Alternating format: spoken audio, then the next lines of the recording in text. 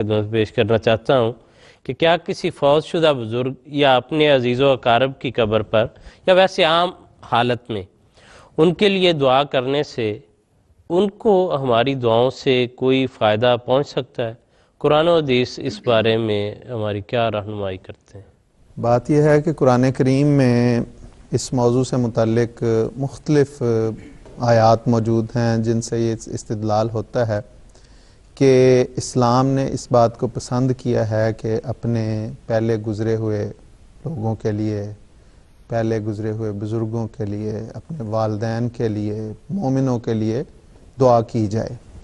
مثال کے طور پہ اللہ تعالیٰ قرآن کریم میں سورہ ابراہیم میں فرماتا ہے ربنا اغفر لی ولوالدی وللمؤمنین یوم یقوم الحساب۔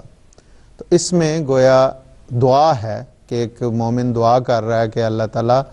مجھے بھی بخش دے، میرے والدین کو بھی، مومنوں کو بھی، جس دن حساب قائم ہو۔ اسی طرح قرآن کریم کہتا ہے کہ والدین کے لیے تمہیں چاہیے کہ جو وہ ان کے لیے دعا کرو، رب ارحمہما کما ربیانی صغیرا، کہ اللہ تعالیٰ تم ان پہ اسی طرح رحم ان کے ساتھ پیش آنا، رحم کے ساتھ جس طرح میرے بچپن میں یہ میرے ساتھ رحم اور محبت کا سلوک کرتے رہیں۔ اسی طرح قرآن کریم میں جہاں اس موضوع کو بیان کیا کہ تم اپنے پیاروں کے لیے جو گزر گئے ہیں ان کے لیے دعا کرو، وہاں پہ قرآن کریم نے سورۃ توبہ میں خاص طور پہ منافقین کے لیے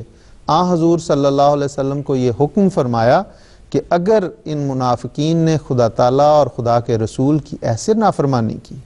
ایسا فسق اختیار کیا ہے کہ ان کے لیے اگر ان میں سے کوئی مر جاتا ہے تو اس کی قبر پہ دعا کے لیے بھی کھڑا نہ ہو کبھی بھی۔ تو گویا یہ ایک طرح سے دعا جو ہے یہ اپنے سے جو پیارے ہیں جو گزر گئے ہیں ان کے لیے ایک برکت اور فائدے کا باعث ہے، ان کے درجات کی بلندی کا موجب ہے۔ اس لیے حضور صلی اللہ علیہ وسلم کو فرمایا صلی علیہم ان صلاتک سکن لہم، کہ ان کے لیے جو گزر گئے ہیں جو تیری امت کے ہیں ان کے لیے تو دعائیں کرتا رہا، کیونکہ تیری درود، تیرا دعائیں کرنا ان کے لیے تسکین کا موجب ہے۔ اور جس طرح میں نے سورۃ توبہ کی آیت کی طرف اشارہ کیا، اس میں یہ بتایا کہ یہ اس اہل نہیں ہیں، انہوں نے ایسی نافرمانی، ایسا فسق اختیار کیا ہے، ایسی منافقت اختیار کی ہے کہ یہ اس کے اہل نہیں ہیں کہ ان کے لیے دعا کی جائے۔ تو یہ بتاتی ہے بات کہ اپنے پیاروں کے لیے اگر ہم دعا کرتے ہیں تو وہ یقیناً ایک ان کے درجات کی بلندی کا موجب ہے۔ اور آپ دیکھ لیں احادیث میں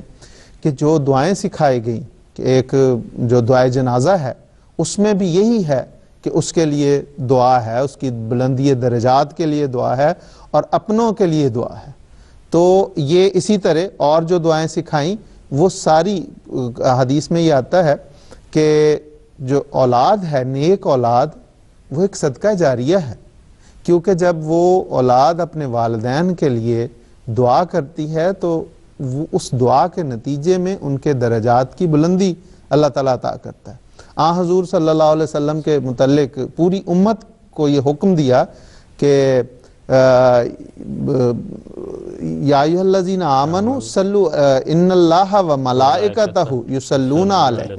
یا ایھا الذین آمنوا صلوا علیہم صلوا علیہ وسلموا تسلیما۔ تو اس میں واضح طور پہ حضور صلی اللہ علیہ وسلم کی بلندی درجات ہی ہے، اسی لیے ہمیں یہ سکھائی اور اسی لیے ہمیں یہ درود بھی سکھایا۔ تو یہ ساری قرآن کریم کی تعلیمات، احادیث کی تعلیمات یہ بتاتی ہیں کہ جب اپنے پیاروں کے لیے جو پہلے گزر گئے ہیں،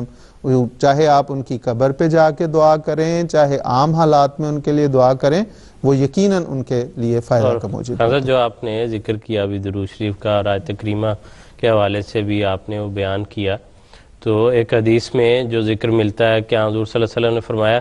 کہ مجھ پر درود پڑھو کیونکہ اس درود کا جواب دینے کے لیے میری روح مجھے لوٹا دی جاتی ہے اور میں اس کا جواب دیتا ہوں۔ اور سیدنا حضرت اقدس مسیح موعود علیہ السلام کے وقت میں بھی